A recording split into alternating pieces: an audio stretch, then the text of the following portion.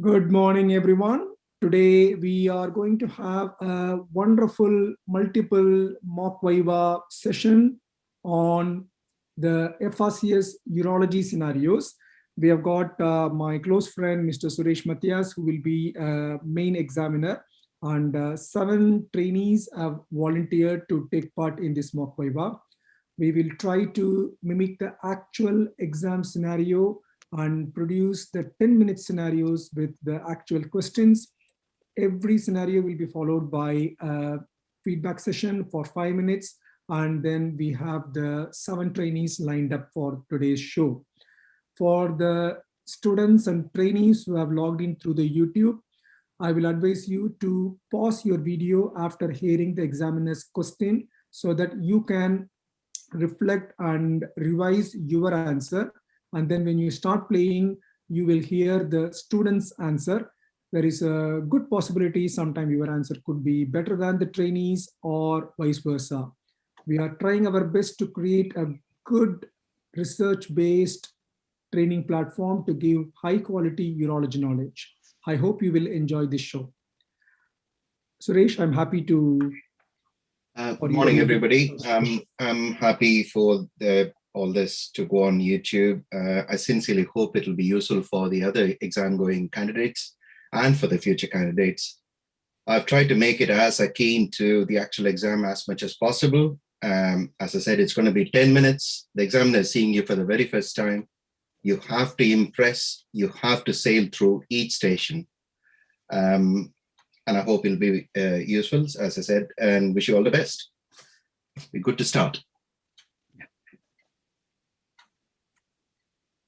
Anish, you're happy? Yeah, I'm happy to start. Thank you. Thank you. Good. So this is your bladder cancer station, Anish. So your secretary has left a fax referral from a GP regarding a 50-year-old man with persistent non-visible hematuria. The fax referral is in front of you on your desk. It's been left overnight. What do you want to do? I'll go through the referral letter.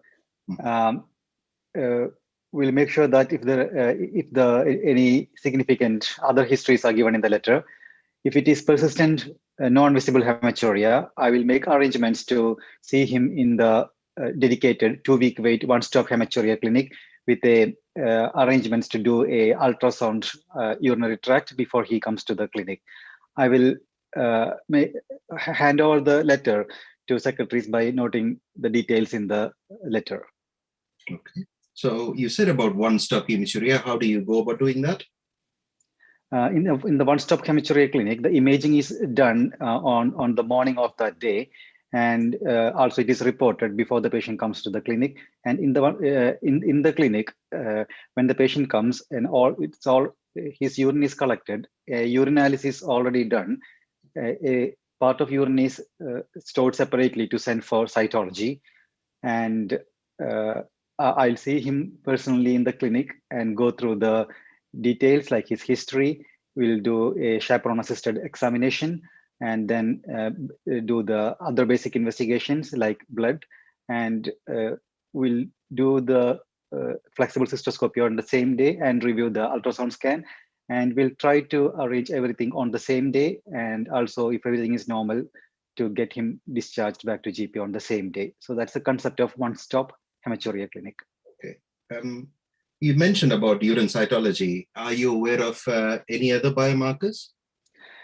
The NICE has approved 3 biomarkers, the NMP22 immunocyte, and the other ones are available are Bladder Ca and okay, that's fine. Yeah, these are the 3. About urine cytology, what's the sensitivity and specificity for this? The urine cytology has got a good specificity of more than 90%, but the sensitivity varies from 10 to 40%. So it has got a good specificity, but low sensitivity. Okay. Is it for urothelial carcinoma in general, or is it for high grade? Yeah, so for a urothelial carcinoma, the high grade has got a better sensitivity of 90%, but specificity of 90%, but a low grade cancer, it will come down to 10%. That's fine. So you're doing a flexible cystoscopy. And this is what you find. Bear with me. There we go. Can you talk to me about this picture, please? Yeah. So from this picture, I can see there is a large tumor and also a small two tumors I can see by the side of that. In this picture, I'll make sure that there are no other tumors elsewhere. So I'll consider, and this appears like a papillary lesion. So I'll put it like in the flexible cystoscopy appearance, multifocal papillary lesions in the cystoscopy. Okay, so anything else you want to say based on the picture, which part of the bladder it could be? It could be a non-muscle invasive bladder cancer, and it looks like a possible low risk, it is multifocal, so possibly intermediate risk non-muscle invasive bladder cancer. But the situation of the tumor, I know the photograph is of limited value, but where it is, what are your concerns? It appears, I think it is in the dome of the bladder. Okay, actually in the lateral wall. So, sorry. So if it is in the lateral wall, so my concern will be the patient might develop a obturator jerk during the procedure, and it can cause bladder perforation. Fine. Any other tests you want to do? So you've done an ultrasound scan. In this patient, I'll arrange for a CT urogram to see the upper tracts to rule out upper tract tumors. That is what this is shown. Can you talk me through the CT, please? Yeah, so this axial section shows a contrast in the bladder and a filling defect in the right lateral wall. And from the position, I feel that it is in the region of the right ureteric orifice. Yes. And I can see a stalk of the tumor because the contrast is going all around. And it appears to be confined within the bladder wall because I can see the outline of the bladder wall nicely. Okay. So talk me through, what are you going to tell the patient? I'll tell him that there's a finding of a tumor in the bladder. I'll tell him that it appears to look like in simple words, like a superficial bladder tumor rather than a deep one. We'll give him the information leaflet of Bow's information leaflet on the bladder cancer. I'll tell him that the first step what we have to do is to remove the cancer for multiple things. One, to have a histological diagnosis, to stage the tumor, and to see what type of tumor it is. I will involve a cancer nurse specialist during these discussions. I'll tell him that the procedure is called a transurethral resection of bladder tumor, which has to be done under anesthesia. I'll briefly talk to him through the pros and cons of undergoing the procedure. I'll also tell him that from this appearance, it seems that giving a intravesical chemotherapy after the surgical procedure has benefit in preventing the further recurrences in the bladder. After all these things, I'll give him the information leaflet on the, Bow's information leaflet on TURBT. And there's a bladder cancer pack that we give to the patient, and there will be a contact number for him to contact us back if there are any concerns. List him for the procedure and send him for the pre-anesthetic checkup. Make sure that he's fit for the anesthetic procedure. So he's fit, he's not anticoagulated. The anesthetist says it's fine. Carry on. Talk me through how you're going to do a TURBT. In a properly consented anesthetized patient, WHO checklist done, making sure that the antibiotics are given, and making sure that the anesthetist has given the relaxant. I'll do the procedure after draping and starting with the examination under anesthesia and introducing a cystoscope. We'll do a urethral cystoscopy. We'll make sure that there are no other tumors and confirm that this is the only tumor in the bladder. We'll introduce a resectoscope with a visual obturator. We'll start resection with a loop electrode, piecemeal resection. We'll resect the muscle, a separate layer. And if there are any concerns of complete resection, we'll do a cold cup biopsy of the base of the bladder tumor. and we'll also doing that. What are your concerns where it is? So you're resecting, as I did say, it's in the lateral wall, just lateral to the U, and you've seen the CT picture. exactly. In fact, the concern is it could be involving the U as well. That's your concern. Any other precautions you could take apart from asking the anesthetist to give him a relaxant? Yeah. So if there is a bipolar electrode, You don't have a bipolar. You got a monopolar system. Monopolar. So I'll make the bladder like half fill so that it is away from the obturator, and we'll empty the bladder in between. Okay. And anything so, else you could do? Don't worry. That's fine. Yeah. So you mentioned about mitomycin. What's the evidence behind it? So the mitomycin is given based on the Sylvester et al. Study, and there is an update in 2016 which has shown that giving a single instillation of mitomycin post URBT has a absolute risk reduction of 14% and a relative risk reduction of around 39%, and a number need to treat of around 7 to prevent recurrences in the bladder. So based on that evidence, I'll give him single instillation mitomycin. Any other papers you're aware of, even much before Sylvester? Any UK papers? Yeah, Palmer and Tolley paper was the initial one to start with, and then the meta-analysis of Sylvester came. Okay. Any contraindications? For mitomycin, if it is an extensive resection, if there is hematuria, concern of perforation, if there is ongoing hematuria, and if there is any allergic reaction to any components of the mitomycin. So you've done your TURBT, you've given your mitomycin. What do you want to do after? How do you want to follow up this patient? I'll discuss the histology and the imaging in the MDT. We'll go through the pathology report to see if there are no other adverse features, and risk categorize the tumor. And based on the risk category, we'll decide the plan. Yeah. And then afterwards, guys, thank you for your time. It's 10 minutes now. Fantastic. Thank you. Good. How do you think you did? I think I have to improve. I have to remain calm. First thing. Yeah, your flow is absolutely fine. But please remember, you see how 10 minutes, how quickly it runs. Yeah, exactly. So this will be the actual exam. So the flow is absolutely fine. You have to perhaps practice a little bit more, then it just becomes second nature. Yeah. Sure. Yeah, sure. You mentioned about most of the things I wanted, to be honest. When somebody shows you a CT scan or a pathology, a flexible cystoscopy picture as such, you should say, I would like to look at the rest of the images. It's very good practice. Yeah. Okay. Especially on the CT picture I'm showing, it is important to know the state of the kidney. Yeah. Sure, yeah. State of the contralateral kidney, etc. And considering COVID-19, I tell all my trainees, it's worthwhile mentioning whenever you carry out a procedure, you could say in an adequately counseled, consented patient, after the WHO check is done with PPE cover, I would go ahead and do this.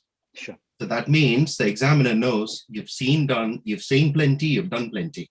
Yeah. It's just to talk about, the present scenario as such. So that's my practice. Perfect. The other thing is when you do a TURBT, you could say, I will do fractionated resection. That's a good phrase. They like it. Yeah. And as you said, if it's too small, you're going to do a cold cup biopsy. Reducing the cutting current with a monopolar system. Yeah, that's one way of avoiding an obturator. But very good. That's a straightforward 7 according to me. Very good. Great. Anand, you want to add anything? Oh, yes, sure. Just a couple of things. The first one is you can even mention that I will make sure the patient's COVID status is aware of. Okay. That will again makes an impression to the examiner that you are up to date with what is happening around.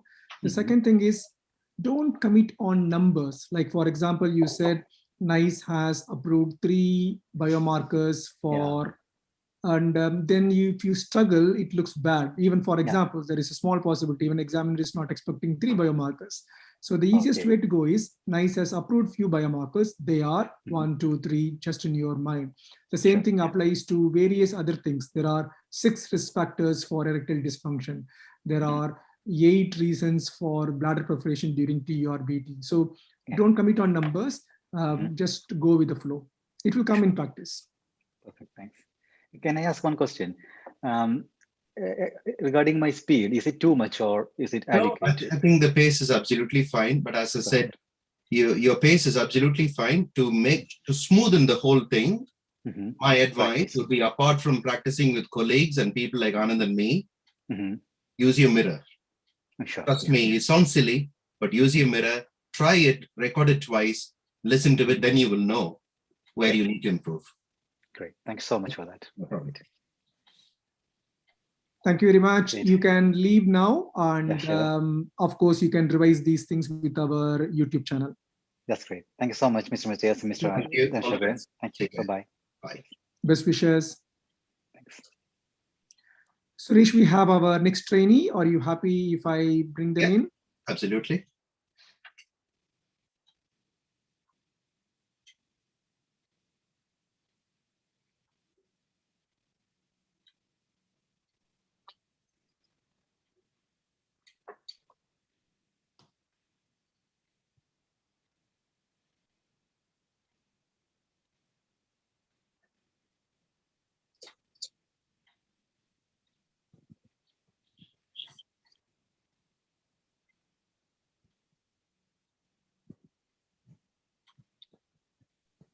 You can start, Suresh. Okay. Good morning. Good morning. Good morning. So you're ready for your emergency station? Yes, please. Good. So your time starts now. You've been asked to see a 70-year-old unwell patient in resus who's being managed with a long-term catheter, and he's got a swollen red scrotum. How are you going to approach this patient? So I will go and see him immediately. I will evaluate him and resuscitate and join the emergency team in resuscitation using the advanced life support as well as the sepsis 6 protocols. I will, once it's been stabilized, I will take a very quick history to confirm whether it's had fever, he's been feeling unwell, feeling sick, whether he's had previous episodes in the past. I will explore why he's got the catheter, previous investigations he's had, maybe he's had a recent urinary tract instrumentation, his comorbidities, performance status, and the medical history. Okay. I will carry out a quick examination, including his observations, vital signs, quick abdominal examination, interested to know whether the bladder was palpable, in which case I will suspect his catheter was blocked. I will also ballot the kidneys, which may suggest he's got secondary hydronephrosis. I will check the catheter. Okay. Clinically, you look for hydronephrosis. So clinically, I can palpate, I can ballot the kidneys, and in very massive kidneys, I could be able to just gently ballot, and there may also be tenderness in the renal angle. That's fine. Okay, so the answer to your question, this patient is comatose. He's brought into resus. He's unresponsive. You cannot elicit any history from him. Your exam. So he's septic. He's grossly septic. He's tachycardic, hypotensive. Your A&E colleagues are there. They're giving him fluids. Sepsis 6 has been carried out. And on your examination, you find a red, hot, swollen scrotum with some black spots. He does not have a palpable bladder. He's not anticoagulated. What are your concerns? So I will be concerned that this gentleman has got severe sepsis from Fournier's gangrene. I will immediately speak to the HDU consultant and also arrange the CPOT theater, because it will need urgent debridement of the non-viable tissues on his scrotum, after which it would need further input on the eye dependency unit. Okay. I will speak to the, okay. Yeah, sorry, carry on. I will speak to the family and also get them involved, because it's unresponsive and the prognosis is guarded. But if I intervene very quickly enough with ITU support theater, hopefully should be able to make it. But I will speak to the family early. Okay. Anybody else you would like to involve apart from your intensive care colleagues, the CPOT anesthetist? You mentioned about family. Anybody else?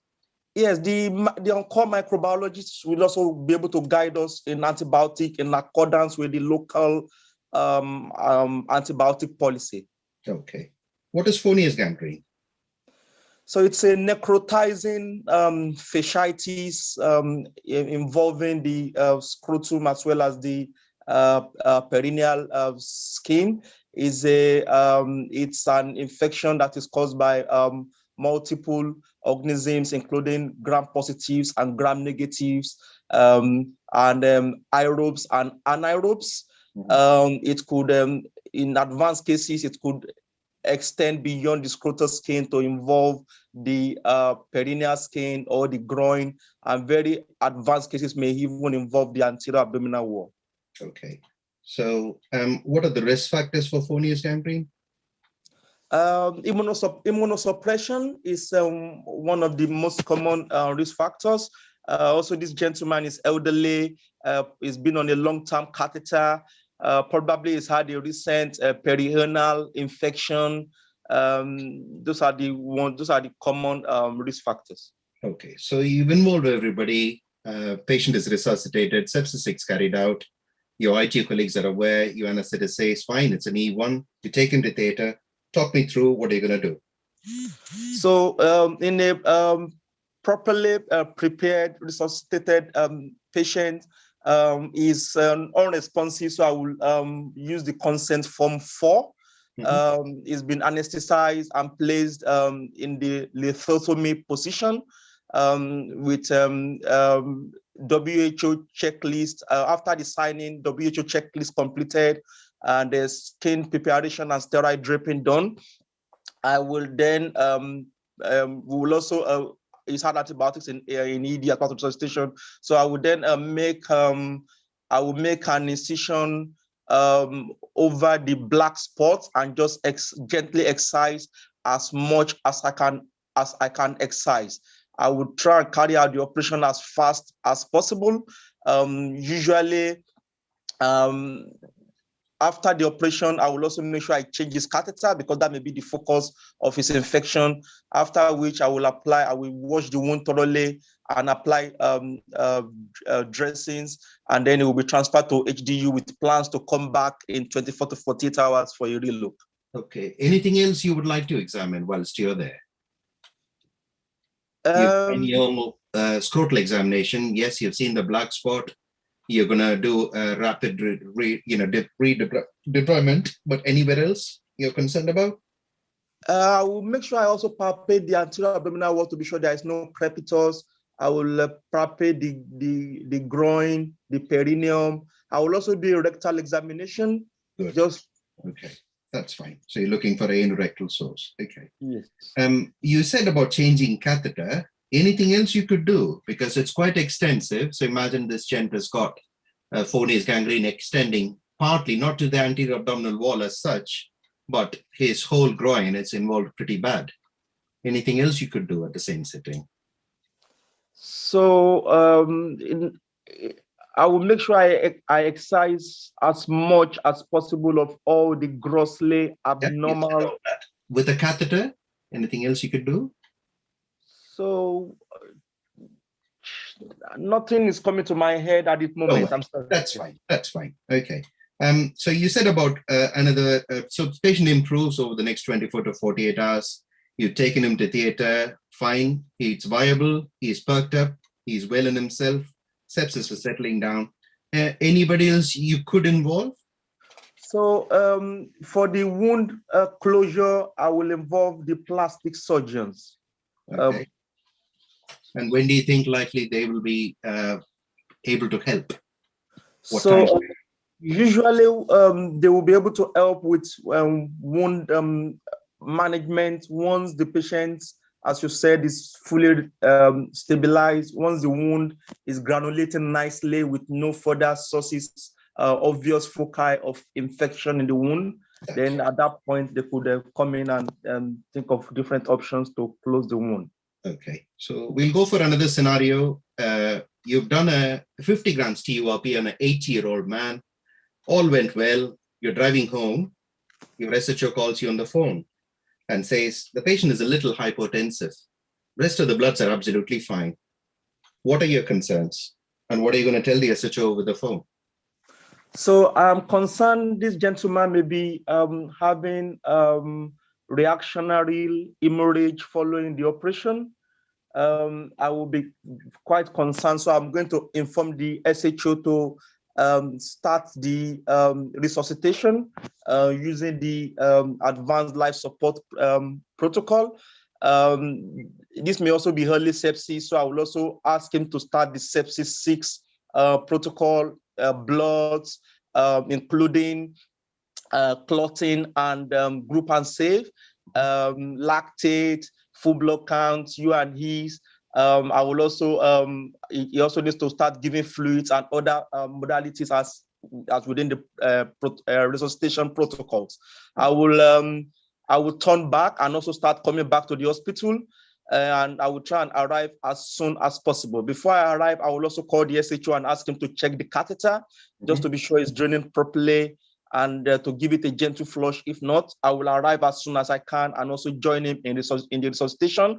I will examine the patient, quick examination. I will quick examination from just to be sure the gentleman is conscious, is not confused. Then I will review the bloods, which should have been back by then. I will check the catheter, give it a gentle flush. If he's still bleeding, I will increase the fluid in the balloon and just apply gentle traction on the catheter, and that most of the time tends to stop the bleeding. When you're on the phone with the SHO, your SHO says, look, the catheter is draining absolutely fine.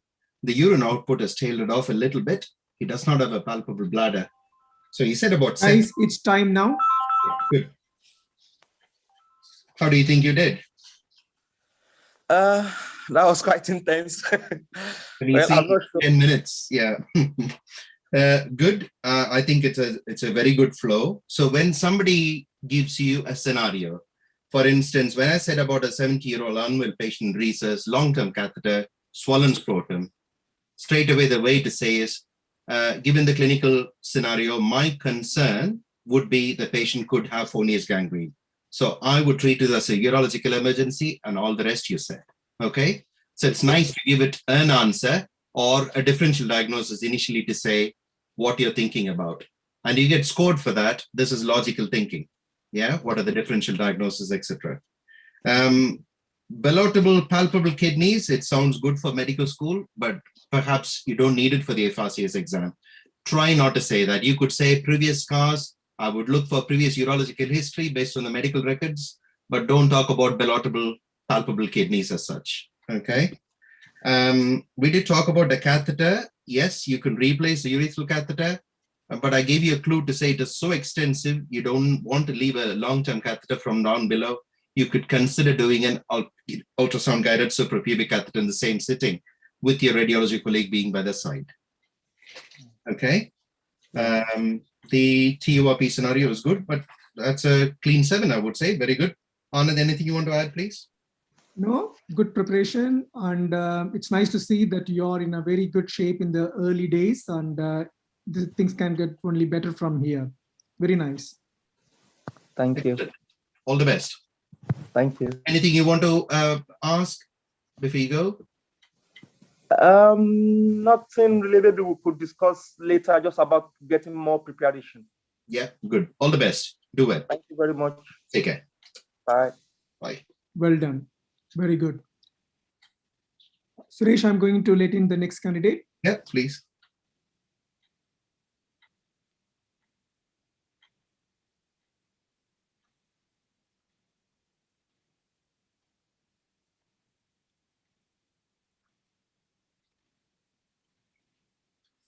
I think the first 2 students did really well, and they're able to cover many things. And it's also nice to see they are able to do multiple scenarios, because sometimes in emergencies and technology, we will have multiple scenarios, isn't it? True. Yep.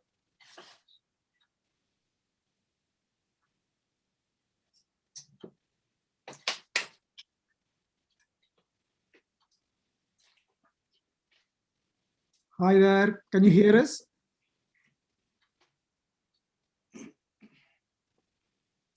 We'll wait for the next trainee to join. Yeah.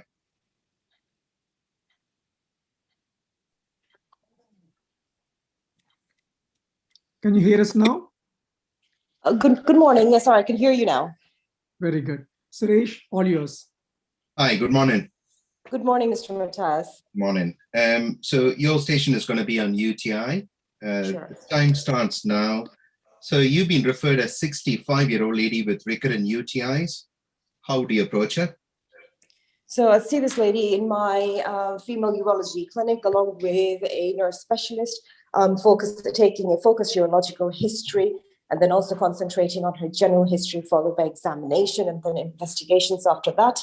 In terms of the history, I'd like to see whether she's got true urine infection or not, and whether this is actually a recurrent infection, and if it is so, then whether it is basically a reinfection or persistent infection. I'd also like to establish whether it's a simple UTI or complex UTI, and whether she has any risk factors for urinary infections, any immunosuppression, and also find out a little bit about her comorbidities, about the symptoms that bother her, her medication, her previous urological or other surgical history, and whether she has any red flag symptoms or neurological symptoms. Then with her consent and in the presence of a chaperone, I proceed to examine her, which would be abdominal examination, looking for palatable kidneys, palpable bladder, do an internal examination as well, again, after confirming her consent, to do an internal examination, looking for prolapse, for any incontinences on cough, or any the tissue urogenization status, and any mass or bleeding. And also do a focused neurological examination, particularly if she has any symptoms of such. And then I would then proceed to investigation. Ideally, though, before she comes in, I would try and see whether I can get a urine dipstick and a post-void bladder residual, if that opportunity is available. Okay. So if you look at her previous MSUs, she's had Proteus persistence, no loin pain, no sepsis, a bit of dysuria on and off, no red flag symptoms. She's reasonably fit for a 65. For some reason, the GP has decided to do this. Could you talk me through? So this is an X-ray of the kidney and urinary bladder region. And on this scan, I can see that she possibly has a degree of scoliosis, but also more importantly, from the urological perspective, I can see some calcifications or radiopaque densities in the left renal area. This to me looks like it is a potential staghorn stone. Okay, so you've got a provisional diagnosis of a staghorn stone on a plain KUB. What are the investigations would you like to do? So for this lady, I already know what organism she's grown, but I would like to get a formal CT scan, but CT urogram actually, both pre and post contrast, to assess her stone burden and also her calyceal anatomy. And given the size of the stone and her age, I'd also like to get a DMSA to assess the split function of the kidney so I can plan her management moving forward. Okay. What if this patient is not fit enough? The same 65-year-old, multiple comorbidities, who's not bothered, has got no loin pain, as I said, recurrent UTIs, but the anesthetist has said, no, she can't have anything done. We've done all your scans. Any other management options? So I would have this open discussion with the patient, and given that she's not fit for a surgical treatment, I would, and she's not symptomatic, the first priority would be to make sure that her kidney function is fine, so I'd make sure that her renal function is completed and stable. But staghorn stone is commonly an infection stone, and therefore, based on her cultures, I would consider putting her on prophylactic antibiotics to reduce her risk of getting complications from the stone. Okay, any evidence behind that? You said about prophylactic antibiotics? There is evidence of prophylactic antibiotics or antibiotics in general, which is it was basically looking at the comparison of prophylactic antibiotics versus placebo, also comparing it to stop-start antibiotics in case of trigger factors like coital-related infections. And on those studies, it has basically proven that antibiotics prevent infection compared to placebo. I just failed to recall the name of the paper, though, I'm sorry. Don't worry. So you're talking about a paper which looked at staghorn stones, asymptomatic staghorn stones, in moribund patients, what was done. Is that right? I apologize. I'm actually referring to the prophylactic antibiotic for recurrent urinary infections. That's fine. That's fine. Good. Okay. So you would do another scenario. So you've got a 65-year-old man on whom somebody has carried out prostate biopsies. You're the registrar on call. The A&E consultant is on the phone. Patient is in recess, and patient is unwell. How do you want to approach? Given this is a post-stress biopsy, I suspect that this is the case of post-stress biopsy sepsis. He's in recess and unwell, so this is an emergency. I would assess the patient myself immediately, assessing him using the ATLS protocol and also starting the sepsis 6 bundle.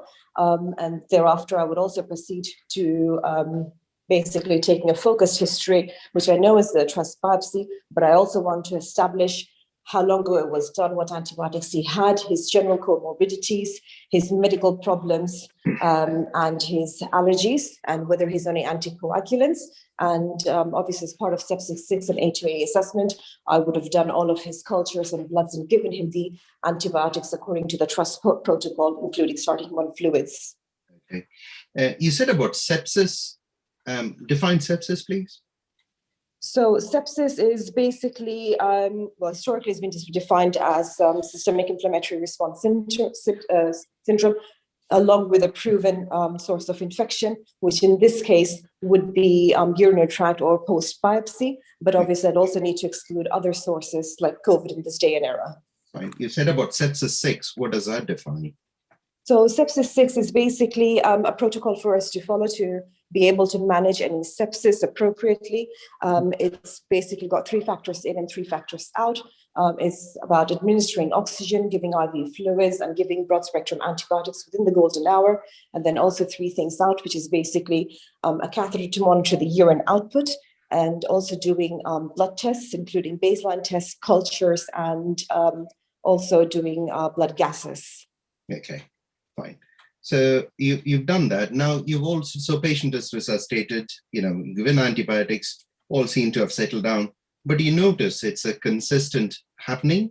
So over the last 6 months, you've looked at it, patients have been coming back with post-trust biopsy sepsis. Anything else you could do?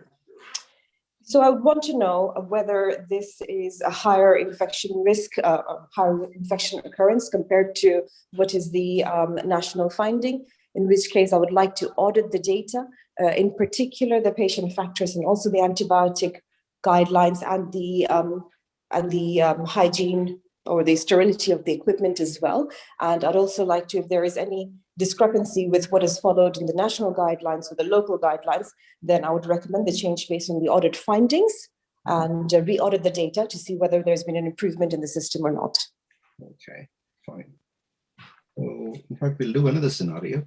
You've got a 45-year-old chap who's been referred with persistent perineal discomfort, some aches and pains in the groin, negative urine depth, no red flag symptoms. How do you want to approach it? So from the history that's provided, the first thing that comes to my mind is whether this is a case of chronic pelvic pain syndrome. However, this is a diagnosis of exclusion. So I would have to make sure that from the history, examination, and assessment, I'd need to exclude any red flag symptoms, any recurrent infections or underlying malignancy, including CIS or even stones. Once I've excluded that, then I would proceed along the line of chronic pelvic pain. Okay. / prostatitis. Chronic pelvic pain. Tell me more about it, please. So chronic pelvic pain basically means when you have pelvic pain, which can be organ-specific related as well, according to phenotyping, but in the absence of any underlying pathological problems or infections causing these symptoms. So this chap does plenty of cycling, and he feels that it's a triggering factor for his perineal discomfort. Okay. What do you think could be the diagnosis? I think the diagnosis could be prostatitis. And if he has the symptoms for more than 3 months, I would suspect chronic prostatitis. Okay. So you said about acute and chronic. Is there any classification you're aware of?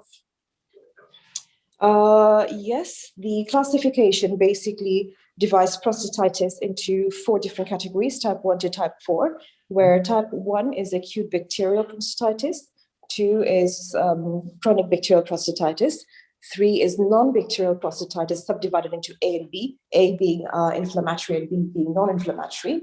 And type 4 is basically asymptomatic inflammatory, which is biopsy proven. Okay. So this patient is not acutely unwell. As I said, he found bloods, it's fine. Urine dipstick is negative. He's got symptoms. He's sitting in front of you in clinic. You've examined him. Any other tests you would like to do? Guys, The golden diagnostic. Excellent. 10 minutes. How do you think you did? Well, I've moved on to 3 scenarios. I don't know whether I did too quick. You did so well, trust me. It's fantastic. That's a straightforward 7. No questions asked anywhere. I mean, you had the flow, the knowledge was there, logical thinking was there. It's the whole package. And this is what they expect from the exam, okay? Extremely good, I should say. The stone paper I wanted to say was a stone by Mr. Subramaniam in Birmingham. Yeah, so I mean, if you don't remember, you could say, I'm sorry, I can't remember the name of the paper, but I'm aware, as long as you know a little bit about it. As Anand said, you don't need to know the percentages, okay? So you could just say, look, this paper looked at patients who were on, not well in themselves, not fit enough for definitive surgery for Stargardt stones, but who were offered prophylactic antibiotics. And that's become the norm now, to be honest, very, very, very unfit patients. So yeah, straightforward 7. Fantastic. Anand, anything to add? Well done, very nice, as expected, very good preparation. And I know you are a bit held up with your on calls, but performance is very good. And as I usually say, the things should get only better from here. Just one suggestion on type 4 chronic prostatitis. I mean, it's not chronic. It is not asymptomatic prostatitis proved by biopsy. It is normal people where you do biopsy for some reasons, like for example, increased PSA, but the biopsy shows presence of inflammation. So those criteria of patients, they are all normal people undergoing biopsy for some reasons, but biopsy shows presence of inflammation. That is type 4. Yes. Okay, they probably phrased it incorrectly. Yeah, small change in the wordings. Yeah. Thank you. Well done. Can I just ask, was the speed too fast? Sorry? No. Your pace is absolutely fine, I think. Sure. Anand, what do you think? Yeah, speed is fine and comfortable. I think whenever you go for multiple scenarios, which can happen in technology, pediatrics, and emergencies, that's a good sign that your speed is good. And if you're able to do 3 scenarios and reach kind of conclusion and diagnosis and complication to 3 scenarios, that's a very good sign. And quoting papers are very good. And if you're not very sure, a lot of evidences will be there from the guidelines. So maybe once in a while, maybe once in every table, you can bring in EAU guidelines 2020. And by chance, if you're going to the exam and if 2021 is available, you can change the year. But don't bring it more than few times in a single table. But if you bring it like once every table, the examiners don't know. Sure. Good. Thank you very much. Take care. Thank you very much, both. Thank you very much. All right. Bye. Good. Good, Suresh. I'm going to let in the 4th trainee. Happy with that? Thanks.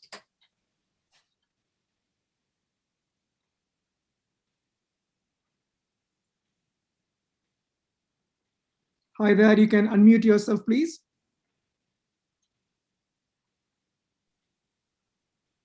Good morning. Morning. So this is your testicular cancer station. Yeah. You've been referred a 25-year-old chap with a left testicular mass. Your GP referral letter also states that he's recent MRSA tagged, both in urine and rectal swab. He's been an inpatient for other reasons. Then they noticed a swelling, and your GP is concerned has done a 2-week wait.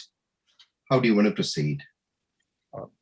I will see this patient in the clinic urgently as a 2-week wait.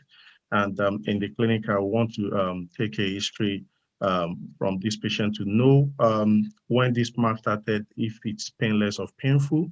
I want to also know if this patient has got any swelling in any other part of the body, weight loss, back pain, or shortness of breath.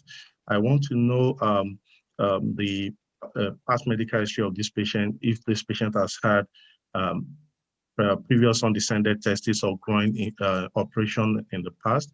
And then I want to know if this patient is a smoker, and if there is any family history of testicular cancer or undescended testes. I will then want to know if there's been any issue with fertility in this patient. And then I will proceed to examine this patient. I'll do a general physical examination, and which will include checking for supraclavicular lymph nodes and leg swelling. I will do abdominal examination for any palpable abdominal mass, and then examine the external genitalia, starting from the right supposedly normal testis, and then I will examine the left testis to confirm the mass which will be had, and then I will want to check for the size, the consistency of this mass. And having examined this patient, I will, in my practice, I would organize immediate ultrasound scan of these testes. How do you go about doing that? In my practice, we can get it done within the next few hours in the ultrasound department. So I will take this patient to the ultrasound department for immediate ultrasound scan on that day. And if the this is the ultrasound picture. So this is, talk me through, please. So this is an ultrasound picture of the left testes. I actually would love to see other pictures, but this is showing an heterogeneous mass in the left testes. Okay, fine. So you're concerned this could be a testicular tumor. The sonographer who performs it says, oh, it looks concerning for a left-sided testicular tumor. Patient has come back after the scan. What are you going to tell him, and what are the things you're going to organize? So I will explain to this patient that the ultrasound is suggestive of a testicular tumor, and then I will organize for this patient to have tumor markers, lactate dehydrogenase, alpha-fetoprotein, and beta-HCG. I will also organize blood tests, full blood counts, and electrolytes, urea, and creatinine. I will organize a staging contrast tomography scan of the chest, abdomen, and pelvis for this patient, and I would recommend to this patient to have left radical pedectomy, while I will also discuss with this patient insertion of testicular prosthesis and pre-orchidectomy sperm banking. Okay, good. So what's the significance of doing tumor markers? The tumor markers can help in diagnosis, in staging of the disease, and also for monitoring, and also for prognostication. In terms of diagnosis, if they are raised, they raise the possibility of some type of testicular cancer. And then in staging, it is an important component of staging because it has to prognosis. Okay, so if the markers are normal, does it rule out testicular cancer or metastatic disease?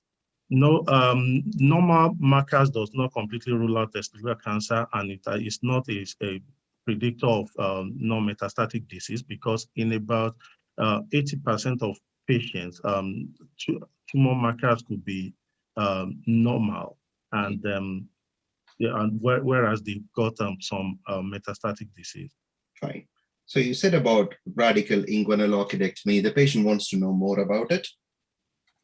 Yeah. So I will explain to this patient the reason for the procedure, which is to try to cure the cancer and to prevent spread to other parts of the body. And I will explain the incision is made on the groin on the left side, and to remove the testes, the covering of the testes, and the spermatic cord as it enters the abdominal cavity. Okay. And the patient wants to know, why can't you do a biopsy, doctor? In this patient, I will explain to the patient based on the clinical and ultrasound finding, there is a strong suspicion of testicular cancer, which progresses rapidly. A biopsy could delay intervention, and biopsy is usually done via the scrotum, which can which has a risk of increasing the stage of this cancer by spreading it to the scrotum and other parts of the body. How does that spread, though, if you do a percutaneous biopsy through the scrotal approach for a testicular tumor? The lymphatic drainage of the testicle is into the paraaortic lymph node, while that of the scrotum is into the inguinal lymph node.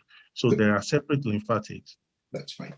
You said about prostheses. Any role for offering a prosthesis, or will you be reluctant? What is your practice? In my practice, I'm usually very reluctant in offering prostheses, but I'm aware that there is a publication recently about comparable rate of infection or other complications of prostheses when offered at the time of orchidectomy. Okay. So I'm aware my colleagues do it at the same time. Okay, and any reason you don't offer it as a routine? What are your concerns? My concern is the risk of infection, extrusion, and then for some patients that may require chemotherapy. If they have infection, this may delay the institution of chemotherapy. Okay, so you've done an orchidectomy. How do you want to review this patient after? So I will review this patient histology in specialist multidisciplinary team meeting, along with the patient CT scan, and so that appropriate recommendation will be made. And then I would then discuss the recommendations with this patient. Okay. Would you want to refer the patient elsewhere, or just discuss it at your MDT? Well, I will still consider referring this patient to the oncologist, but I will need to have a discussion with the patient to know, because I need to know the stage of the tumor, to know what sort of discussion we're going to. You said about tumor. Could you classify testicular tumors in general, please? Testicular tumors could be classified as germ cell tumors, which could be seminoma or non-seminoma germ cell tumors. The seminoma could be classical or spermatocytic. The non-seminoma could be yolk sac, embryonal carcinoma, choriocarcinoma, tumor. And then we have the sex-cord stroma tumor, which are Leydig, yolk, satellite cell tumor. And then there could be mixed tumors, or there could be spread from other areas. Any other tests you could have done? Imagine the same patient sits in front of you in clinic. He's quite short of breath. What are your worries? My worry will be a pulmonary spread from testicular tumor, in which case I know the tumor markers takes time before the results come out. So I would organize urine pregnancy test. And if this is positive, I will immediately refer this patient for immediate chemotherapy by speaking to my oncology colleagues. Okay, so fine. You're reviewing the histology at your MDT. The patient's AFP, pre-op AFP was high, but the pathologist says it's a seminoma. What are your concerns? It is possible because I'm sure I'm aware seminomas don't produce alpha fetoprotein, so it is possible this patient still got seminoma. Pure seminomas don't produce alpha fetoprotein. Okay. So what are you? Guys, it's time now. Good. That's fine. How do you think you did? I think I did well, but I don't know about the progression. Don't worry. Yeah, the flow is very good pace, I should say. Couple of things I would like to add. For all the trainees, please do remember, whatever question, whatever scenario the examiner gives, there is a clue in that. So here my clue was this patient is MRSA tagged, 25-year-old bloke, recently hospitalized, okay? So infection prevention, remember, when you do the theatre list, he's got to be last on the theatre list. Yeah. So my advice would be, when the examiner gives you the scenario, there will be a sheet of paper in front of you, just scribble it down, 2-3 points, because you're going to be fixed for that patient. Your talking is going to be purely for that patient alone. Second thing is, it's worth mentioning about a chaperone, please. Albeit it's a male or a female patient, it's good practice, but very, very good. I wanted to go into risk stratification, but the bell rang, and that's a 7. Very good. Thank you very much. Anand? Good. Well done. Just to reiterate what Suresh mentioned, if you see there are 2 examiners, one examiner asking question and another examiner jolting down the points you said. When the examiners are jolting down the points you said, just on the reverse, you should be taking a note of whatever the important points, what the examiner said. The last thing we want is you getting back to the patient, can I know the PSA value? Can I know the age? It won't look good. And the other important thing is, in emergencies, like for example, post-T or sepsis or bleeding, and especially in oncology, don't make any mistakes, because they're all very, very basic for the year 1 consultant. And if you're making some mistakes in urology or some rare pediatric conditions, that is pardonable. So you have good more 2 months to prepare. So things should get only better from here. Best wishes. Thank you very much. All the best. Suresh, I'm letting the next candidate in. Please.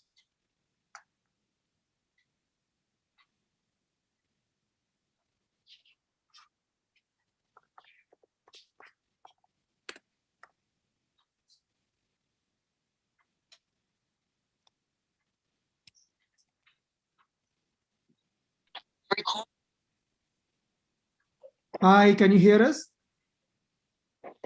Hello, yes. Welcome. Hi, good morning. Good morning, Mr. Mehta. You good to go? Yes, please. Okay, so this is your bladder dysfunction and urogynecology table. You've been referred a 65-year-old lady with urinary incontinence. How do you want to assess her? Good morning. I will arrange this lady to be assessed in my specialist clinic for Urogynae, and I will, while she will be here, I will take the full history, concentrating fully on the type of incontinence, also the precipitating factors and triggers, and any voiding symptoms as well as paying attention on the past history and the risk factors, and also paying full attention to any leg flag, any red flag symptoms. And after that, then I will do the physical examination in the presence of chaperone. And in the examination, I will pay again. Sorry to interrupt. Prior to examination, anything else in the history? You said about voiding symptoms, you said about red flag symptoms. Anything else? Yeah, I will try to differentiate, first of all, the type, which type it is by these symptoms. And also I will do the what are the different triggers. Okay. And also in the history, any risk factors which can lead to the incontinence, like any history, previous gynecological or pelvic surgery, previous radiotherapy, or patient like any history of vaginal deliveries or vaginal any surgeries, as well as the neurological history I will take to rule out any abnormality in the neurology, like previous history of stroke or Parkinson's disease, That's fine. So on your history, so this lady has got mixed urinary incontinence. She's got symptoms of urge and stress urinary incontinence. And no previous significant past medical history, no red flag symptoms. You go ahead and examine her. What are the things you're looking for in examination in the presence of a chaperone, as you rightly said? Yeah, I would be, so not only I would be looking for any causes of incontinence, but also I would be looking for any red flag signs for this lady, and paying full attention to hematuria, any pelvic mass, or any vaginal fistula, and as well as any anything regarding the,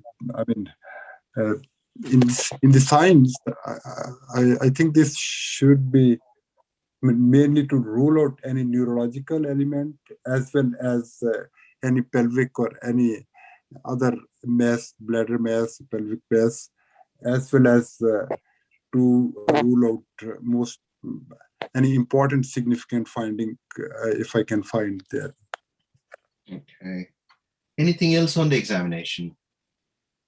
On the examination, I will start from the basically when the patient enters to me and walks towards I will watch the gait, and also this during the examination, I will do the general physical examination, paying attention to the body weight, body mass index, as well as then abdominal examination. I will pay attention to is the bladder palpable or not, and then in the examination, in the presence of chaperone, I will do the pelvic examination in standing position, as well as the spine and left lateral position using the sim speculum, and also I will do the internal genital examination same time. Pelvic examination, what are the things you're looking for in a 65-year-old lady? I will be looking for the vaginal, the vulva, and any estrogen deficiency in the vulva area, as well as the examination. Same time I will do the stress test during the examination, and also the internal examination. I will rule out any malignancy, cervical, or any blood on the finger. You've examined her, and nothing, you couldn't elicit stress component as such. Estrogenization appears to be adequate. So any other questionnaires you could give before you assess the patient, or perhaps after? Yeah, I will. I will assess the lady with the modular, this international incontinence modular, this questionnaire, and that will have 6 points. The first of all, the date of birth of the patient, age, and then obviously she's a lady, but generally for the sex of the patient as well, and then for the I will assess ask her that how frequently does she get leakage of urine, and this is, and also the how much urine does she leak every time when she leaks. Okay. What and questionnaire was that, sorry? Yes, please. What questionnaire? Name of the questionnaire? The name of the question is this international modular, this one, the questionnaire, incontinence modular questionnaire. Modular questionnaire. Okay, fine. Okay. So you've done that. So it appears to be predominantly urge component and slight stress urinary incontinence. She's had 3 children in the past, full-term normal vaginal delivery, no forceps delivery, no problems, and her symptoms have been stemmed off over the last 12 months or so. How do you want to approach this? So I will do some more basic tests as well, including the this voiding diary. I mean, voiding diary, as well as I will arrange a flow test and post-void volume in bladder for her as well. And also there's a pad test as well. So that can be done, but that is not too much reliable. Okay. Tell me about your bladder diary. What is a bladder diary? So bladder diary is a record of fluid intake and fluid intake, not only fluid, but the type of fluid as well, and the timing of the fluids, and voiding how frequency, as well as the volume every time she voids, and also is there any incontinence, and is there any urgency during all this period. And usually it is the voiding diary is for 3 days. 3 days. Okay. What's the difference between this and a frequency volume chart? The frequency volume chart is usually only the number of times the patient voids, as well as volume, how much she voids every time. And along with that, there might be element of urgency included as well. Okay. So what do you want to do for this patient now? She's sitting in front of you. You've done your bladder diary. Shows that she drinks about 10 mugs of tea a day and some coffee. Non-smoker. Normal BMI. Right. So I will advise first of all to get the patient treated with a conservative approach, and I will advise her to reduce this coffee, especially the caffeinated, and if she can reduce the number of cups she's taking, and also the if not possible, then she can change to decaffeinated one, and also they reduce the fluids. Guys, it's time now. Okay. How do you think you did? I'm basically preparing for this for the next examination. No, don't worry. Do you see how quickly the time runs? Okay. Yeah, that's. So as I said, practice is the key. The problem is female urology. Remember, the history has to be. It is quite lengthy, but you start rattling it out pretty quick. The examiner will say, "That's fine. Move on, move on, move on." That means they want you to progress, and you're progressing the right way. For you, my good advice would be the pace has to improve. Practice is the key. Don't worry about it. This is the way I was, and most of us have been, but it's just practice. You keep on practicing. Obviously, the phrases will come. You know, you got to do it on time. You got to remember 10 minutes. This person is seeing you for the very first time. You got to do very, very well. Okay.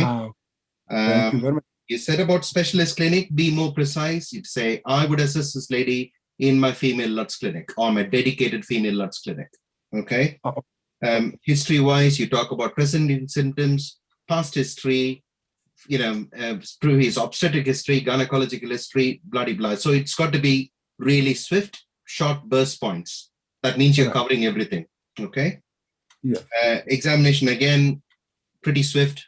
Gentle examination in the presence of a chaperone, looking for a palpable bladder. Pelvic examination with the patient's consent. Yeah, you got to mention the word consent there, and a chaperone. Okay. The rest are fine. As I said, pace is important because I'd have taken you through anticholinergics, I'd have taken you through NICE guidelines, I'd have taken you through beta-3 agonist into Botox. And that's when I thought the bell will ring. Yeah? Yeah. Don't worry. I think good amount of practice, you should be absolutely fine. Anand, anything to add, please? Thank you very much. Well done. Again, you have plenty of time to prepare. And as your knowledge improves, I think the speed also will automatically come. And yeah, it's good. It's good that you started quite early. That I really appreciate it. Before I was just paying attention only the MCQ part and this one. Don't worry. As I said, I've been there. Yeah. I know I've been there. So don't worry. Remember, practice is the key. Time and time again, I'll say, please practice on your own as well, in front of them. Okay. Yeah, that helps. It sounds really daft, but try it once, record yourself, leave your family outside, then play your own recording and listen to it. Then you will know why I said it. Wish you all the best. Absolutely. Thank you very much.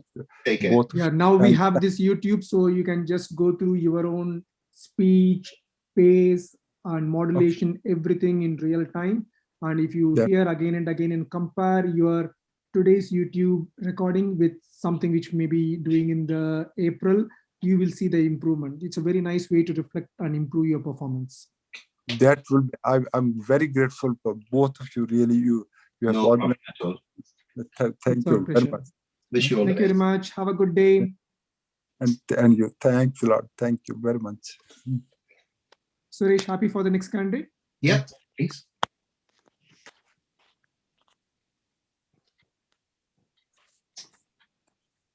So when he's connecting, I think we are able to maintain the pace, and the 10 minutes is working very well. And any specific comments from your side, Suresh?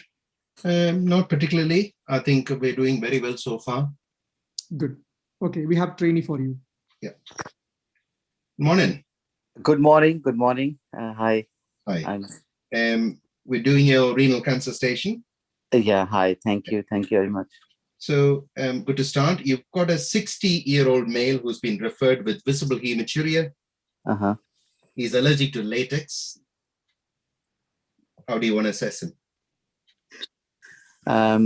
Well, I will see him in my specialist clinic, introduce myself,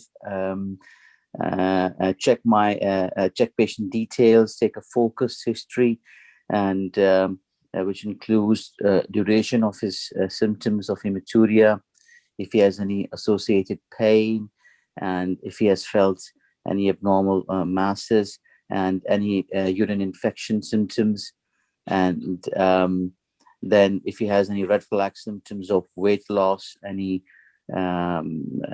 anorexia, and then moving forward, I will ask for any risk factors, if he has any history of smoking and any history of hypertension. I will check his family history as well, and any surgical history that he has in relation to his urological symptoms, any occupational history, and to include exposure of any asbestosis or cadmium. And then I will, with his permission and with chaperone present, I'll examine him.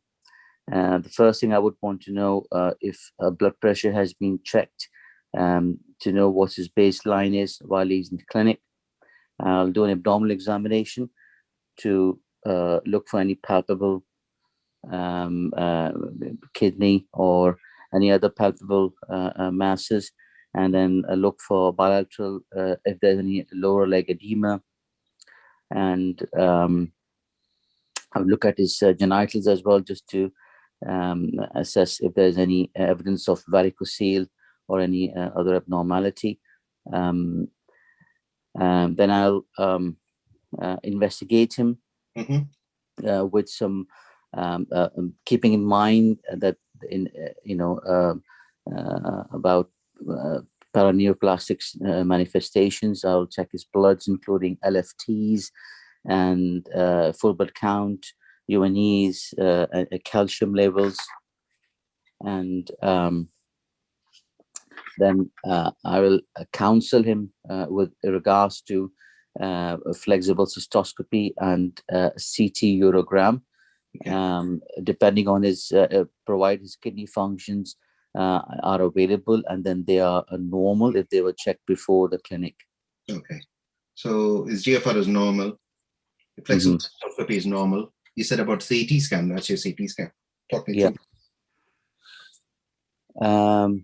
Well, the CT scan shows that there's heterogeneous, is the axial scan, and showing a large heterogeneous abnormality in his right kidney. Seems more central in location and highly suspicious of I think cancer, basically. Cancer. Okay. What type of cancer? Well, I have a feeling it may likely be TCC. Okay. Fine. Anything else you want to do? So now you've got this. Well, I will. I would like to counsel him for uteroscopy and biopsy to confirm and to have histological finding, basically. Anything else? Anywhere else you want to be reviewed before you do all that? Yes, yeah, I will make sure this is discussed in our MDT as well. Okay. And then obviously we'll plan based on the MDT, we will counsel him for uteroscopy and biopsy. So he's an ex-smoker. He's relatively fit otherwise, no occupational factors. As I said, he came with visible hematuria. Your flexible cystoscopy is normal. Blood supply normal. You got the CT picture in front of you. You did say about uretroscopy. Any role for not to do a uretroscopy if, when you review the images at your MDT? Or is it your standard practice to always scope them? Well, if the MDT felt there's a high likely chance, which in this case, sometimes if we can move simply to nephrorectomy, but the practice varies. Where I work, they normally do tend to do uteroscopy just as well. Fine. Any other tests you could do? Any other adjuncts you could do before your uretroscopy? I will ensure, obviously, the CT scan of the chest is also available. Make sure there are no metastases anywhere else. Any other tests at all? If the patient says, look, I want just one anesthetic to sort it out, any other tests you could do? In terms of preoperative assessments, he will be investigations wise, anything else? Don't worry, that's fine. Okay. So talk me through how are you going to consent this patient for a uretroscopy? Provided he's already, when he was seen in clinic, he was counseled and he had the leaflets. When he will come to theatre, obviously, then I'll introduce myself, check his patient details. I will check the scan images again, check the side, and then review the images, and then I'll discuss the side effects, including usual side effects and specific side effects, which includes infection, bleeding, and I will count. I mean, before the all this, we may have decided it's going to be laparoscopic nephrorectomy. So I'll counsel him in relation to that, with regards to damage to surrounding organs. And you said about uretroscopy. Now you're talking about nephrouretrectomy. Which one are you planning to do first? Oh, I mean, all right. Yes, I thought we have. No, moving on to uretroscopy. So for the uretroscopy, yes, I will counsel him about the infection, bleeding, and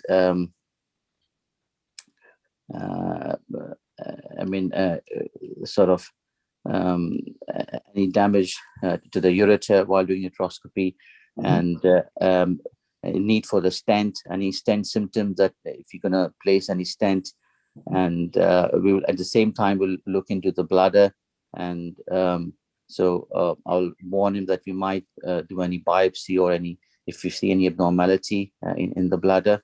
You've done a cystoscopy already, which was normal. Yes, yeah.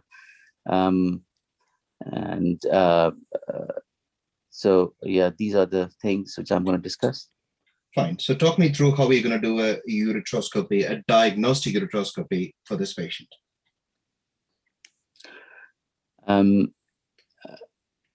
You mean the procedure itself? Yes. Yeah. So provide the, I'll do a quick check cystoscopy first, just to make sure everything is okay. And then I'm going to, with the reduced uteroscopy, while finding the UO, and then on the right side, I'll put a guide wire up, and then the ureteroscopy, you'll put a guide wire up. Or... No, through the cystoscopy, I'm going to put a guide wire up. Okay. And then I'll go over the uteroscope, and then I have to. The aim is to get a access sheet up, and then with the help of flexible uteroscopy, I'm going to take some biopsies if I can. You want to put an access sheet? Yes, because it's in the kidney. Yeah. Okay, fine. Anything else you could do before you put a guide wire in? Two tests you could do. Yeah, sorry. I'll try and take the cytology if I can from the urethra. Yeah.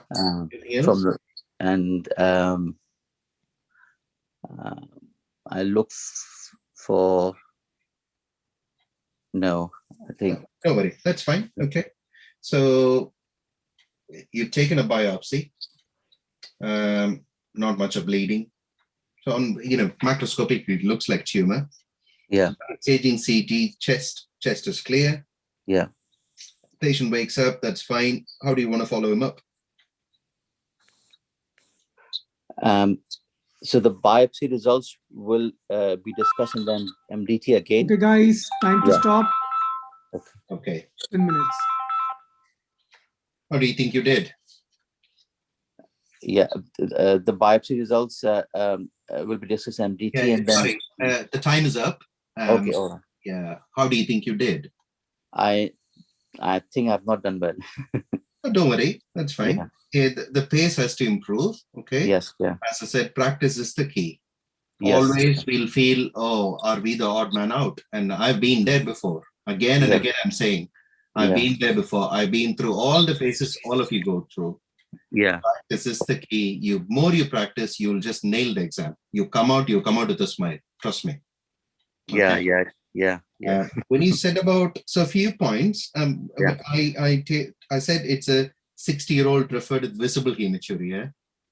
It's ideal to say I'll assess this patient as a 2-week wait in my hematuria clinic rather than specialist clinic. Okay.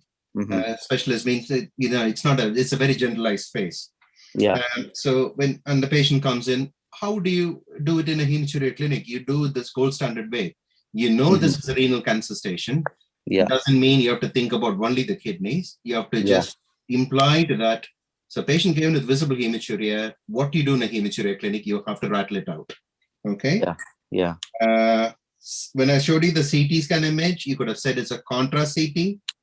Oh, yes. MDT, I had to ask you to say MDT. Please don't say straight away, I'll shove a ureteroscope down. Don't say that. Okay. Yeah. It is always rubber stamp through MDT.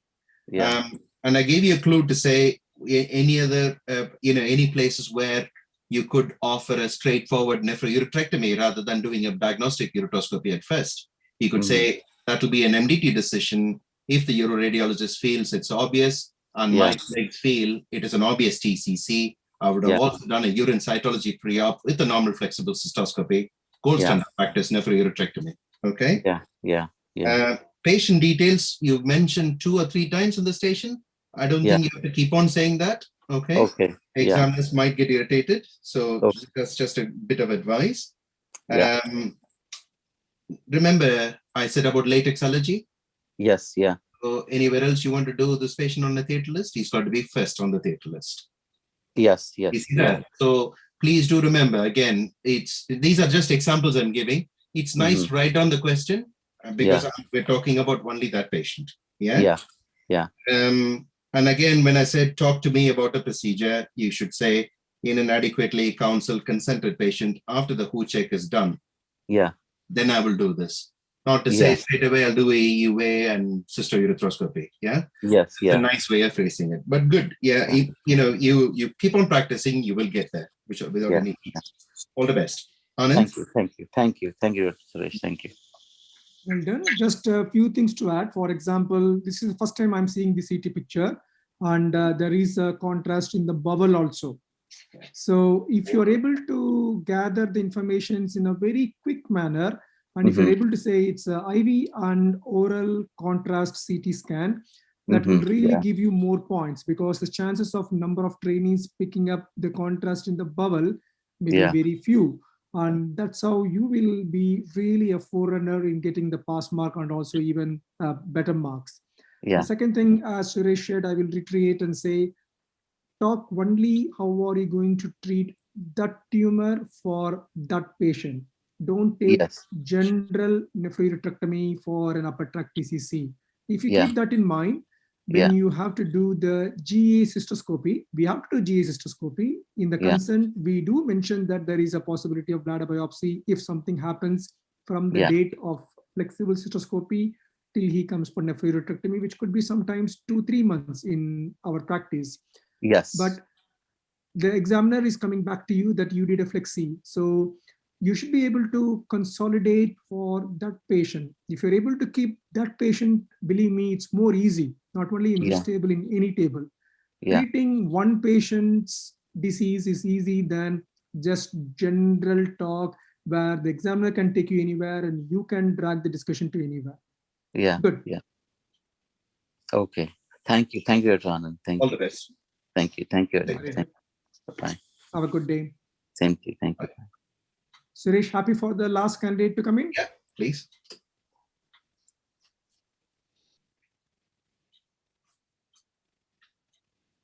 I think we are keeping well in time.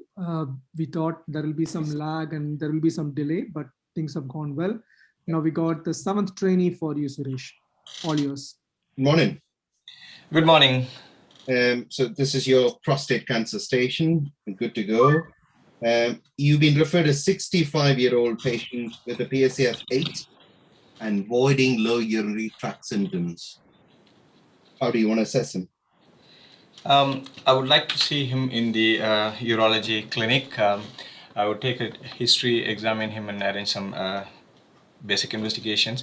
Mainly, I would like to know about his low urinary tract symptoms, whether it's voiding predominant or storage predominant. I would like to ask any family history of prostate cancer, and his basically why the PSA was done, his concerns, and also something more about his voiding symptoms and his lifestyle, whether he's taking a lot of fizzy drinks, fluid intake, and smoking history, alcohol, and his past medical history, especially to look for, and drug history to see whether he's taking any anticoagulants, blood thinners. And then I would examine him with a general, starting with a general examination with his consent and a chaperone present. I would look for any signs of renal failure, such as puffiness, swelling in the ankles and the face. And in the abdominal examination, I would like to look for any palatable kidney, palpable bladder, and also the genital examination, any obvious deformities in the penis, his foreskin is all right, and the external urethral meatus is open and wide, and the testicular examination. And I would like to complete the examination with digital rectal examination to feel the prostate size and any abnormal hard nodular areas. And I would like to complete the examination with a focused neurological examination as well. One thing I missed in the history, that I would look for any red flag signs and symptoms like hematuria, recurrent urinary infection, and so on. So he's 65, PSA of 8.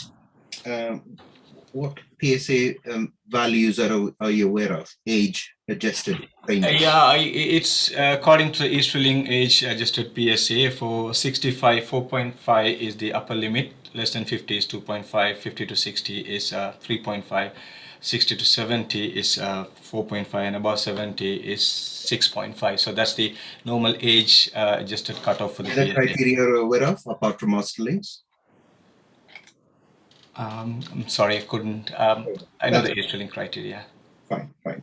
So you use Austerlings. So PSA of 8, some voiding urinary symptoms, fit and well, hasn't tried any medical treatment, benign feeling prostate. When he said about family history, what's the significance? We know that if there is the family history, the prostate cancer can run in some families. Like if we have 3 first-degree relatives had prostate cancer, there's 11 times chance of having prostate cancer, and also if there are 2 first-degree relatives, I think 5 or 6 times higher chance of having a prostate cancer. That is number one. The second thing is we know certain genes like BRCA gene can run in family. So if someone has prostate cancer and known to have BRCA gene, so they are also in a high chance of getting prostate cancer. So in the family history, apart from history of prostate cancer, any other cancers you'd be keen to know? Yeah, bowel cancer and breast cancer, which can be associated with BRCA gene. And what are the causes of a raised PSA in general? It could be the PSA mainly it's prostate specific and not prostate cancer specific.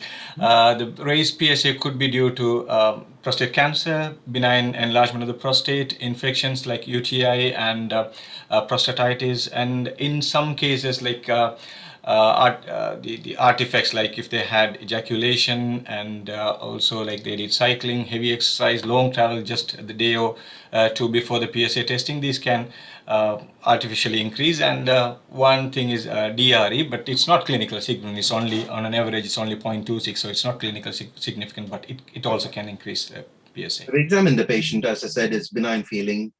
He's sitting in front of you. His grandfather was diagnosed with prostate cancer when he was 60. No other symptoms, fit and well. And he wants to know what is the probability of him having prostate cancer. What do you want to tell him? I would tell him it's a bit it's a difficult question to answer, to be honest. Like I would say that when someone has a prostate cancer, the family history of prostate cancer, the chances are high. And also I would like to know his race, where he's from, if he's a Afro-Caribbean origin, so he has a higher chance of getting a prostate cancer. I would tell him that none is absolutely diagnostic. Like even the PSA is high, it can be negative as well. So my advice would him to go for further investigations to make sure that we don't miss any prostate cancer. So that would be my advice, and I would advise him further investigation, MRI scan and prostate biopsy with this background. Fine. You said about MRI scan. What's an MRI? It's a multiparametric MRI. We do pre-biopsy multiparametric MRI, including T2 weighted images and diffusion weighted and dynamic contrast enhancement. We do in all patients unless it's contraindicated in my practice, so which can give us certain benefits, basically according to recent PROMISE and precision studies. We know the MRI is more sensitive than the trust biopsy, and also we can target the abnormal areas, and also like it can give us a staging information beforehand. Okay, that's the MRI scan. Talk me through the images. Yeah, it's axial cut, axial picture of the MRI scan. I could see a hypointense lesion on the peripheral zone on the right side. I would like to see the other phases as well to come to a definitive diagnosis. But from this picture, I could say a hypointense lesion in the peripheral zone is most likely to be Pirates 4 or Pirates 5 lesion, depending on the size and the other features. So it's suspicious of prostate cancer. And the capsular status, I think it's still organ confined, and I couldn't find any lymph nodes or bone in this picture. Okay, good. So you've done your biopsies. Histology, it's done by one of your colleagues. Histology comes back, it says Gleason 6, 1 out of 12 course. Yeah. What are your concerns? It is a low volume, low risk disease and PSA 8, and I assume that MRI is still organ confined T2. So that is low volume, low risk disease. So I would discuss this in the MDT, and I would like to see him in the next available clinic to discuss the results with the patient. The options would be to go for active surveillance or radical treatment to be discussed with him, but my first choice would be active surveillance. That's what I normally practice in our MDT. So I would explain the patient that it is a low risk, low volume disease, and treating in this kind of disease can, weighing the risk and benefit of treating and then going for active surveillance. The active surveillance is better. We have enough evidence, for example, like PROTECT trial has shown us that on long-term follow-up 10 years, there's no significant, no difference in the overall survival. So I would take that in mind to counsel this patient. And I also would explain him about the active surveillance protocol. Mainly he will have PSA test for the first year. When you're discussing this at the MDT, when your pathologist says, oh, it's Gleason 6, 1 out of 12 course, your uroradiologist has a look at the MRI images at the same point. And as you could see, that's a Pyrites 5 lesion. Yep. Are you happy with the histology results to offer active surveillance for the patient? It's a Pyrites 5 lesion. It's a difficult question again to answer, because Pyrites 5 lesion, we know approximately 80-85% of chance of having a prostate cancer. We have diagnosed a cancer. It's an MDT decision as well. If you ask me, I have two options here. One is to go for another biopsy, a saturation biopsy, or a transperineal biopsy with template to diagnose. The discussion, it should be a shared discussion with the patient. I can explain him what we found and from the MRI. About the MDT, what do you think you're going to offer the patient? I would tell him that we can repeat a biopsy now or an early biopsy based on the PSA trend. It depends on his choice. If it's me, I would say like we follow up with the prostate, because it's PSA 8 and benign DRE, and we got a diagnosis, Gleason grade group 1 disease. So I would follow up with the PSA. But if the PSA is increasing by any chance, I would have a low threshold for an early biopsy, probably a transperineal biopsy in his case. Mm-hmm. So when you talk about Pyrites 4 and 5, what Gleason pattern is it likely to be? It's grade group 2 and above. Yeah. Yeah. So are you happy with the histology results? I would like to know whether the targeted biopsy has been done on this case or not, to be honest. Like, I would go through as I said, one of your colleagues has done it. I did tell you it's 1 out of 12 course. Yeah. No targeted, lesion is done. So what's your worry? Okay, guys, we need to stop. Okay. Sorry. That's fine. What do you think you did? Is it 10 minutes? Yes. Oh my goodness. All right. Yeah. I think it's okay, but the flow could be improved. Yeah, you're right. I'm waiting for your comments and feedback. Remember, I've clearly said you'll have a timetable for your actual exam. It'll say what station you're supposed to be in. I did introduce myself to say it's a prostate cancer station. Said PSA of 8, 60-year-old. So your answer for that would be, I will see him as 2-week wait. Oh, yeah, yes. Your oncology clinic, etc., etc. Yes. We did talk about LUTs, so a little bit of BPH there. You could say prior to arrival, you would have had a urine dipstick done, a flow test, a post-void residue, and an IPSS score. Yeah. So that is logical thinking. You score really high for that. Okay. You've done that bit. Examine the patient. Now, I said, if I'm the patient that's sitting in front of you and I say, okay, what's the likelihood I've got prostate cancer? Your answer should not be like, oh, it's a difficult question to phrase. You got nomograms for that. Yeah. You got online nomograms with the patient's age, ethnicity, PSA to say what's the probability of him having prostate cancer. Oh, I didn't know Nobody's that. going to go into details, but it's worth knowing that. Okay. Important about PSA counseling. So I didn't go into that bit, but please do read up about it. It's easy to remember. Yep. Now, I kept on coming around this MRI image. So MRI, when it talks about Pyrites 4 or 5, it's more likely to be ISUP grade 2 and above. Okay. Yep. So the worry in this case, when somebody says Gleason 6, that the worry is you've understaged the disease. He's 60, he is fit, rather than keeping an eye on his PSA. You want to perhaps treat him earlier. So definitely be a rebiopsy. And many times they'll say, you're the MDT. Okay. So you're put in the spot to say, what would you do? And as long as you justify your answer, it's absolutely fine. Yeah. Okay. Okay. But a bit of practice, you'll be absolutely fine, man. Wish you all the best. Thank you. Thank you very much. Thanks. Anything? So the way I took the MRI and the rebiopsy, do you think that it is acceptable or will they fail? Yeah, you could say options. It's a nice way to phrase to say options going forward would be: one, we could monitor the PSA. Two is to offer an immediate rebiopsy. But Okay. looking at the MRI images and the histology results together, my concern would be this cancer has been understaged.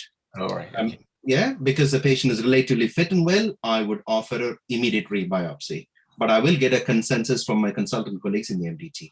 All right. Okay. Yeah. You see that? It's a nice way to phrase it, to say, I've looked at both options, but this is what I'll offer. This is the reason. Okay. Yeah. Okay.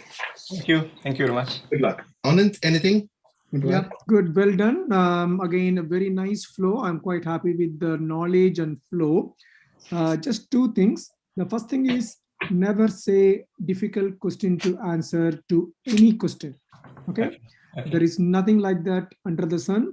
You can phrase it as a different one, like there is not much evidence to answer this question, but in my experience, I will do like this, something like that. Okay. But there are no difficult answers. There are no difficult questions because you are at the final stage of the FRCS exam. So there is no need for any difficult questions or scenarios. The other thing is, this is the first time I'm seeing this MRI picture. I'm not sure whether you're able to appreciate my arrow.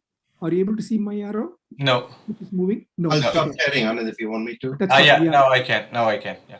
Maybe because if you see that red circle lower border, so it is something like a vascular or lymphatic structure. Okay.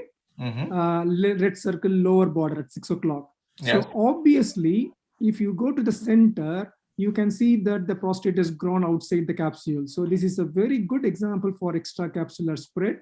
Oh. I mean, if there are some very questionable MRI, that's fine. But if the MRI is very characteristic, hypointense lesion extending outside the prostate capsule, because you can chase the prostate border from below.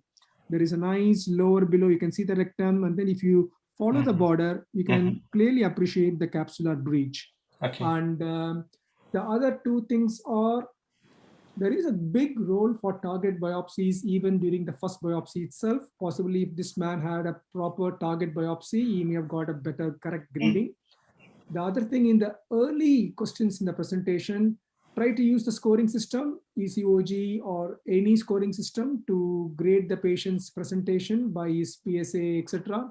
So use the scoring systems whenever possible. That makes your questions very evidence-based and quite good weightage. Okay. Good. If you have any other questions, you can ask. Otherwise, thanks for joining us. Wishing you a happy weekend. Thank you. Thank you very much. Thanks, both of you. Wish you all the best. Thank you.